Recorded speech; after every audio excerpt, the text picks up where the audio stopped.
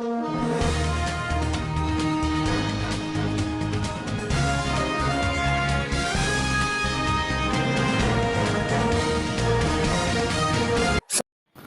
Chief minister Chandrashekhar Rao की सदारत में प्रगति भवन में काबीना का इजलास मुनक्किद हुआ, जिसमें चीफ मिनिस्टर चंद्रशेखर राव ने काबीना रफ़ाक़ा से मशावरत की और लॉकडाउन में तोसी का फ़ैसला किया।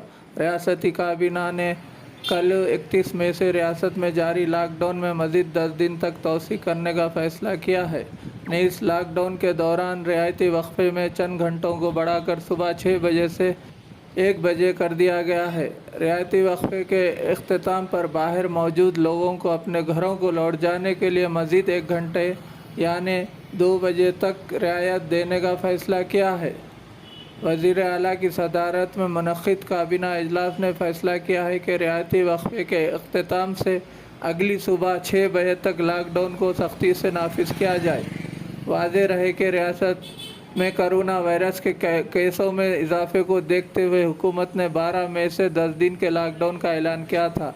रोज़ाना लॉकडाउन में 4 घंटों की नरमी दी गई थी और 10 दिन के लॉकडाउन के ख़त्म होने के बाद इसे 30 मई तक तोसी की गई थी।